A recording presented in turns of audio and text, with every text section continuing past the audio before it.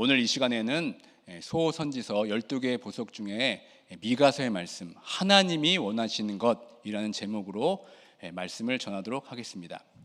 여러분 모두 미가서 잘 읽어오셨습니까?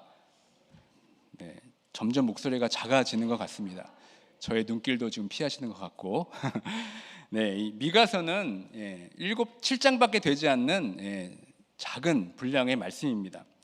이 보석 같은 말씀들이 그러나 이 가운데 많이 숨겨져 있습니다. 우리가 평소에 이 미가서를 자주 찾아보고 읽지는 않지만 우리가 이 평소 즐겨 부르는 이 찬양 가운데 이 미가서에 대한 말씀으로 된 찬양이 있습니다. 그 찬양이 무슨 곡일까요? 바로 제가 처음으로 불렀던 찬양 있죠. 뭐였죠? 오라 우리가.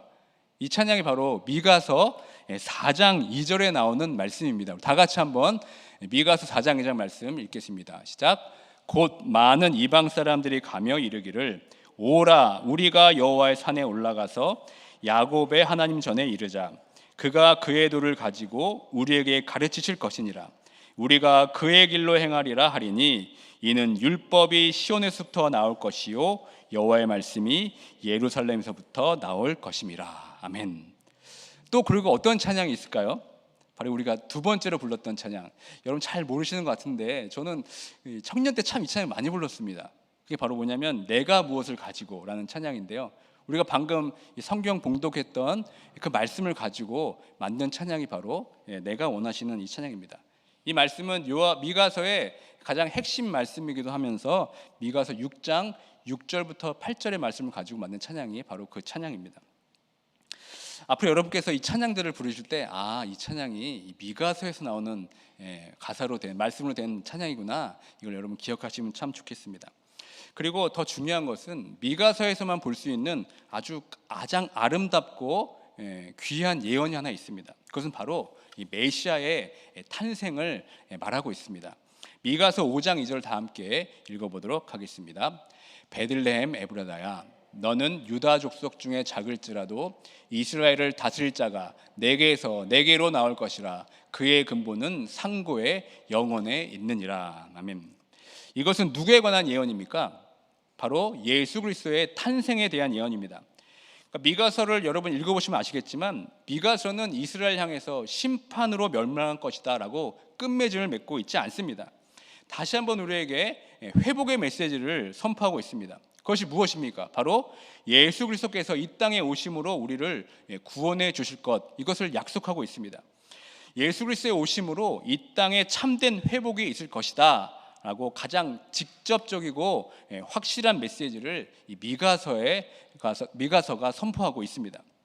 이처럼 미가서는 분량도 작고 특별히 우리가 애써서 찾아보지 않는 말씀이지만 이 안에는 엄청난 보석들이 숨겨져 있습니다.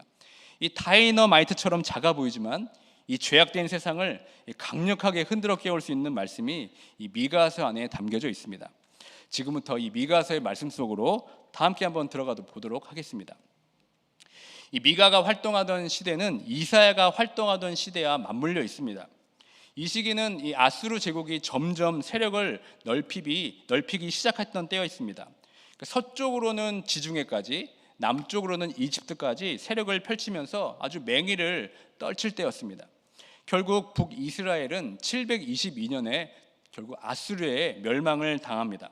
그리고 아수르는 곧바로 유다를 넘보기 시작합니다. 그래서 701년 유다 왕 히스기야 왕 때 아수르가 엄청난 대군을 이끌고 유다의 성읍 46곳 성읍을 초토화시켰습니다.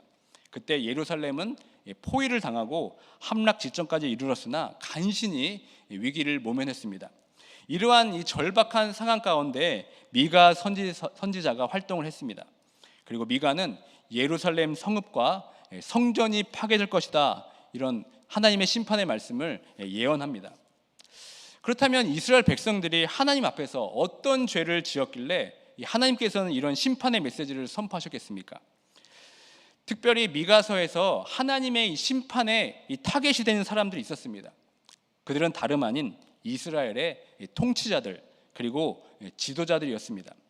미가는 그들의 어떤 죄를 고발하고 있습니까? 미가서 3장 9절의 말씀 다 같이 한번 읽겠습니다. 야곱 족속의 우두머리들과 이스라엘 족속의 통치자들 곧 정의를 미워하고 정직한 것을 굽게 하는 자들아 원하노니 이 말을 들을지어다. 이스라엘을 이끄는 이 통치자들이 지금 무엇을 미워한다고 말씀하고 있습니까? 바로 정의를 미워한다고 지금 말하고 있습니다. 여기서 미워한다는 단어는 역겨워하다, 가증히 여기다라는 뜻입니다. 이 단어는 주로 잘못된 종교 행위와 우상 숭배를 가리킬 때 쓰는 단어들입니다. 그러니까 역겨움이란 단어는 하나님께서 이스라엘 백성들의 우상 숭배의 행위에 대해서 가장 극렬하게 부정적인 반응을 보일 때 사용한 단어가 바로 이 단어입니다. 그런데 지금 이스라엘 지도자들이 이 정의를 역겨워하고 있습니다. 마땅히 정의를 행해야 하는 그들의 임무와 소명을 지금 던져버렸습니다. 그리고 오히려 이 정직한 것을 굽게 만들었습니다. 지금 미가는 이런 지도자를 향해서 지금 분노하고 있는 겁니다. 이런 지도자들의 행태를 하나하나 살펴보면 이렇습니다. 미가서 3장 10절에 보면 시온을 피로 예루살렘을 죄악으로 건축하는 도다라고 말씀하고 있습니다. 시온을 피로 예루살렘을 죄악으로 건축하는 도다. 이게 어떤 의미입니까? 이것에 대해 자세히 풀어쓴 말씀이 바로 미가서 3장 2절과 3절에 이렇게 기록되어 있습니다. 다 함께 읽어보도록 하겠습니다. 너희가 선을 미워하고 악을 기뻐하여 내 백성의 가죽을 벗기고 그 뼈에서 살을 뜯어 그들의 살을 먹으며 그 가죽을 벗기며 그 뼈를 꺾어 다지기를 냄비와 솥 가운데 담을 고기처럼 하는도다. 가죽을 벗기고 뼈에서 살을 뜯고 그들의 살을 먹으며 그 뼈를 꺾어서 다지기를 속 가운데 담을 고기처럼 한다. 성경에 이렇게 자극적이고 선정적인 이 표현이 있을까요? 지금 입에 담지도 못할 내용들을 지금 미가는 우리에게 알려주고 있습니다. 그 당시 지배층 이 지도자들을 혹독히 비판하기 위해서 지금 이런 표현을 하고 있는 겁니다. 이 말씀은 국가의 지도자들이 무고한 백성들의 노동을 착취하고 그 백성들을 죽음으로 내몰고 있음을 지금 고발하고 있습니다. 미가가 활동하던 그때는 이 히스기야 왕이 대규모의 이 토목 사업을 할 때였습니다. 한번 사진을 한번 보여주시기 바랍니다. 사진을 보시면은 저기 오른쪽에 기온샘이 보이시고 왼쪽에 보면 실로암 샘이 있습니다. 그러니까 기온샘을 이 물을 이스라엘 그 내부를 통하여서 땅 밑으로 해가지고 이 실로암까지 연결하는 이 공사를 그 당시 하였습니다. 이 도시 내부에 터널을 만드는 것은 보통 일이 아니었습니다. 지금처럼 포크레인이 있는 것도 아니고 굴착기도 있는 것도 아니기 때문에 일일이 사람이 이 터널을 뚫어야지 하는 작업이었습니다. 이 터널을 우리가 뭐라고 그러냐면 히스기야 터널이라고 불렀습니다. 지금 사진을 보시면요, 이 히스기야 터널은 한쪽에서 끝까지 파고 들어가서 만드는 것이 아니라 양쪽에서 파고 들어가서 이 가운데서 만나서 완성시켰다고 합니다. 심지어 이 암벽층이나 바위의 균열을 피하기 위해서 일직성 통로가 아닌 구불구불하게 통로를 팠으며, 그래서 양쪽에서 파고 들어가서 만나는 지점의 오차가 1.2m 정도밖에 되지 않았다고 합니다. 오른쪽에 보이는 그 사진 실제로 히스기야 터널을 지금도 있고 그걸 찍은 사진입니다. 이런 대규모 공사에 무고한 사람들이 많이 희생되었을 것입니다. 겉으로 볼 때는 호화롭고 멋있는 건축물이었지만, 그러나 그 안에서 일어나는 강제로 일어나는 부역과 이 잔인함으로 인해서 이 건축했기 때문에 무고한 백성들이 부상을 당하고 죽임을 당하는 현실을 지금 미가는 고발하고 있는 겁니다. 또 계속해서 미가는 더욱더 구체적으로 이 지배층 지도자들을 비판하고 있습니다. 미가서 3장 11절 말씀입니다. 그들의 우두머리들은 뇌물을 위하여 재판하며 그들의 제사장은 삭슬 위하여 교훈하며 그들의 선지자는 돈을 위하여 점을 치면서도 여호와를 의뢰하여 이르기를 여호와께서 우리 중에 계시지 아니하냐, 재앙이 우리에게 임하지 아니하리라 하는도다. 지금 이들의 공통점이 무엇입니까? 모두 돈에 매수되어 있습니다. 옛날이나 지금이나 이 뇌물에 관한 문제는 사라지지 않고 있습니다. 지금도 여전합니다. 가장 올바른 이 판단을 해야 할 사람들이 뇌물에 눈이 어두워지면 어떻게 됩니까? 올바른 결정을 내리지 못하고 돈에 의해서 좌지우지됩니다. 특별히 여러분, 제사장들은 어떻습니까?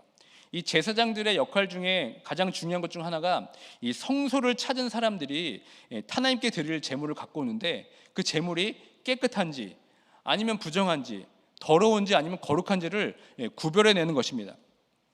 그러니까 제사장들은 이 거룩한 성소에 나오는 그 백성들이 가지고 오는 제물에 대해서 거룩한 것인지 속된 것인지 구별해 줘야 합니다. 그런데 이 제사장들이 돈의 눈이 어두워져서 올바른 판단을 하고 있지 못합니다. 무엇이 거룩하고 무엇이 속된지를 알지 못하고 사리분별을 지금 못하고 있다는 것을 고발하고 있습니다. 이 제사장의 타락은 그 당시 이스라엘 백성에게는 너무나 혹독한 심각한 문제였습니다. 지금 우리들은 아무 때나 이 교회에 와서 예배도 드리고 기도할 수 있지만 그 구약의 그 당시에서는 제사장을 거치지 않고 하나님께 나아갈 수가 없었습니다. 그러니까 하나님께 나아가려고 제사장을 찾았지만 이 제사장의 타락으로 인해서 오히려 제사장이 이 하나님께 나아가는 길을 중간에서 막아버리는 꼴이 되었습니다. 이 하나님께 나아갈 길을 잃게 만들었습니다. 또 선지자는 어떻습니까? 예언자들도 지금 돈에 매수되어 있습니다. 이스라엘 백성들을 위하여 끊임없이 이 하나님의 말씀을 선포함에도 불구하고 그 책임을 돈에 팔아버렸습니다. 그래서 거짓말을 합니다. 하나님이 지금 이스라엘 백성을 떠나신다고 하고 심판하시겠다고 말씀함에도 불구하고 그들은 어떻게 말하고 있습니까? 여호와께서 우리 중에 계시지 아니하냐, 재앙이 우리에게 임하지 아니하리라 하는도다. 이렇게 지금 말씀하고 있습니다. 이렇게 사람들이 듣기 좋고 안심이 되는 말만, 특별히 평안과 은혜와 위로의 메시지만 전하고 있습니다. 하나님의 심판의 말씀을 올바로 전해야 하는데 지금 선지자들은, 예언자들은 은혜와 평안만 선포하고 있습니다. 죄가 죄라고 지금 말하지 못하고 아닌 것을 아니라고 말하지 못하고 그냥 두리뭉실하게 넘어가려만 하고 있습니다. 지금 선지자의 소명까지도 지금 돈에 팔아버리고 말았습니다. 돈의 눈이 어두워져서 이 종교적인 장사꾼이 되어버렸습니다. 그러니까 하나님을 섬기는 것이 아닌 돈을 섬기는 지금 노예가 되어버렸습니다.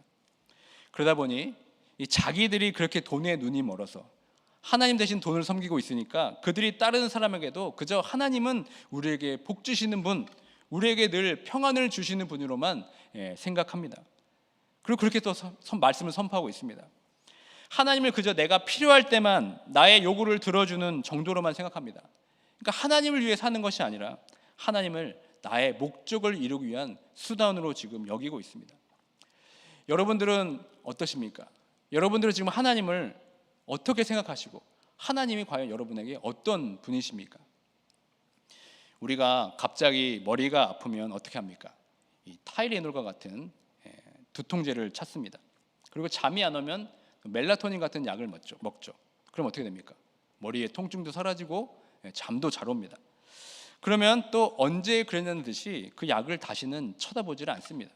그러다가 또 머리가 아프면 또 잠이 안 오면 또 그 약을 그제서야 또 찾습니다. 혹시 우리가 하나님을 대하는 태도가 마치 타이레놀이나 이런 멜라토닌 정도로 생각하는 것은 아닙니까? 하나님을 나의 아픔과 두려움이 생길 때만 찾는 어떤 비상상비약 아니면 어떤 신경 안정제 정도로만 여기고 있지는 않습니까? 이 하나님을 섬기는 것이 나의 삶의 목적이 아니라 하나님을 그저 나의 삶의 수단으로만 여기고 있지는 않습니까? 하나님을 필요할 때만 찾고 필요하지 않을 때는 거들떠보지 않는 것이 바로 우리들의 모습은 아닙니까? 하나님을 나의 주인으로 모셔야 하는데 하나님을 나의 종처럼 여기며 살고 있지는 않습니까?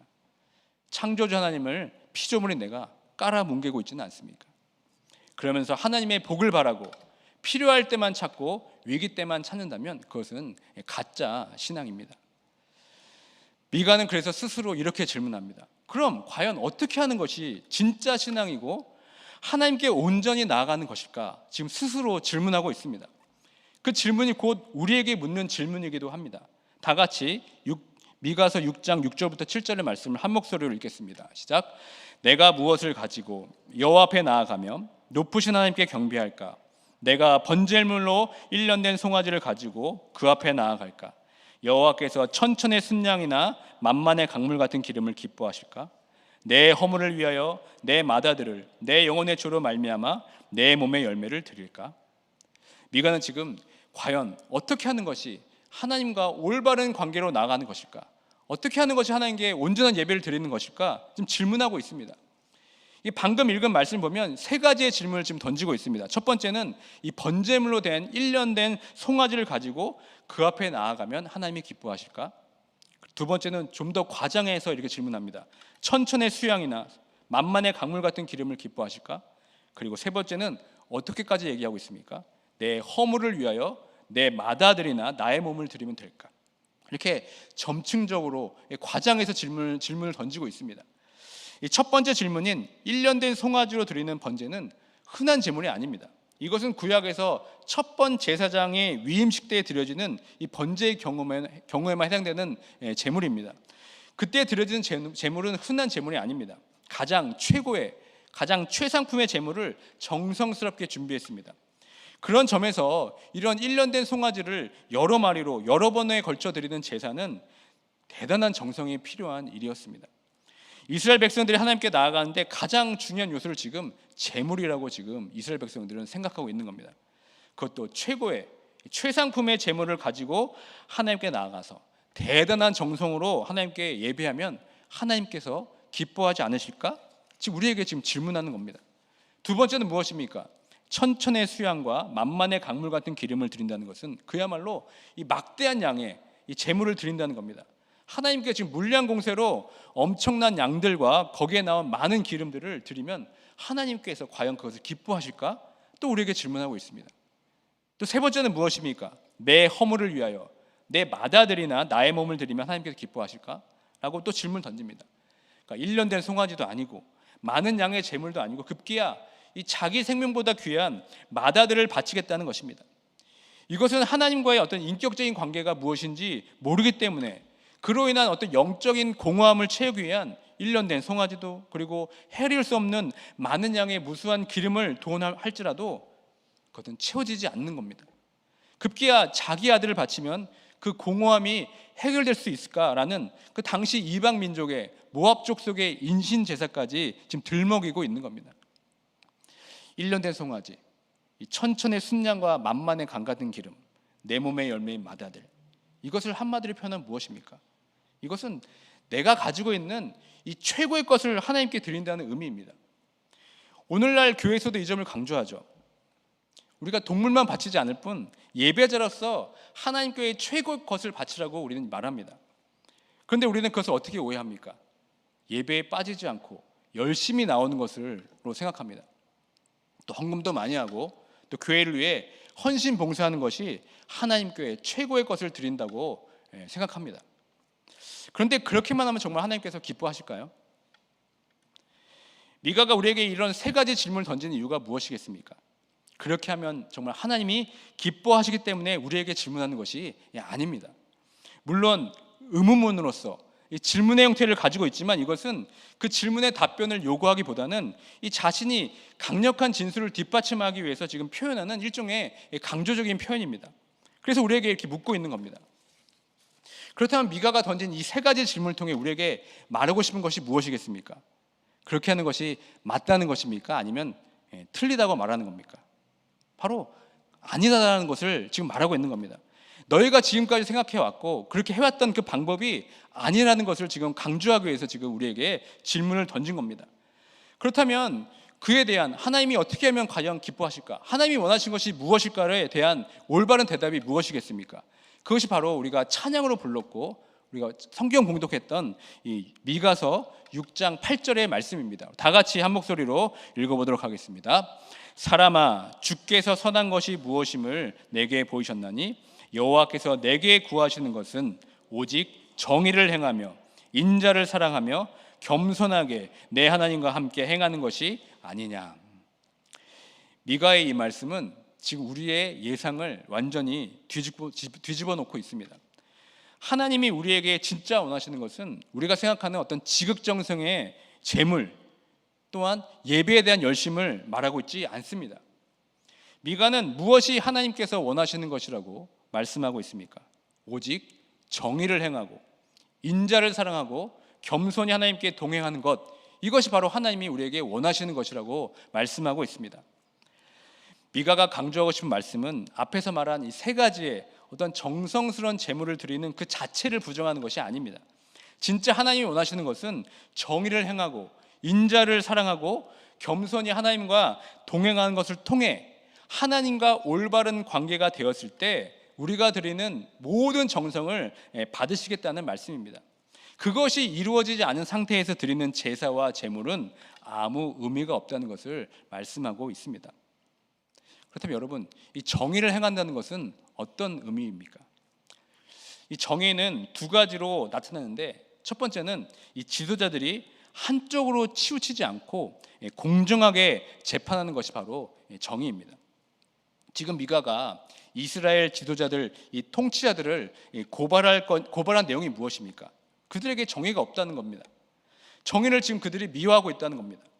왜냐하면 돈에 매수되어서 올바른 판결을 내리고 있지 못하기 때문입니다. 또 하나의 정의가 있습니다. 그것은 개인적 차원의 정의입니다. 주변의 약자들, 이 소외된 자들에게 도움의 손길을 펼치는 것이죠. 이게 바로 개인적 차원의 정의입니다. 이 정의는 이미 하나님께서 하나님의 속성 가운데 우리에게 보여주셨습니다. 하나님 성품 가운데 우리에게 드러내 주셨습니다. 그래서 8절의 시작이 무엇입니까? 사람아, 주께서 선한 것이 무엇임을 네게 이미 보여줬다고 말씀하고 있습니다. 그러나 이스라엘의 지도자들은 정의를 행하기는커녕 그것을 미워합니다. 갓난한 자의 등가죽을 벗기고 뼈에서 살을 뜯어먹고 있습니다. 그러면서 자신들은 하나님을 지극정성으로 섬기고 있습니다. 하나님께 제물을 넘치도록 지금 드리고 있습니다. 하나님이 나의 정성을 받아주시겠지라며 스스로 지금 감동하고 있는 겁니다. 하나님과는 지극정성인데 사회적 약자들과 도움이 필요한 이웃들에게는 나몰라라 하고 있습니다. 정의가 사라진 겁니다. 옳은 것까지 굽게 만드는 겁니다. 그런 정의가 사라진 상태에서 하나님께 나오는 모든 것이 다 헛되다고 지금 말씀하고 있습니다. 두 번째, 인자를 사랑하는 것은 무엇입니까? 이 인자로 번역된 단어는 헤세드라고 하는데, 이거는 신실한 사랑, 자비, 불쌍히 여김을 나타냅니다. 특별히 미가서뿐만 아니라 이 소선지서에서 강조하는 부분이 바로 이 인자인데요. 인자를 사랑한다는 것은 나 외 다른 사람들을 불쌍히 여기는 것을 말합니다. 즉 긍휼한 마음을 가지고 이웃을 바라보라고 말하는 것이 바로 인자를 사랑하는 겁니다. 그런데 이 인자를 사랑한다는 것은 좀 더 적극적인 의미가 있습니다. 이웃들의 슬픔에 같이 아파하며 공감하는 것뿐만 아니라 더 나아가서 그들을 위해 열심히 찾아갈 것을 말하고 있는 것이 바로 인자를 사랑한다는 의미입니다. 다시 말해 우리가 직접 몸을 움직이는 사랑을 보여주라고 말씀하는 것이 바로 인자를 사랑한다는 의미입니다. 예를 들면 우리 교우 중에 누가 아프거나 어려움에 빠지면 주로 우리는 어떻게 이야기합니까? 어떻게 반응합니까? 기도하겠습니다. 어떤 그런 안타까운 마음만 비춥니다.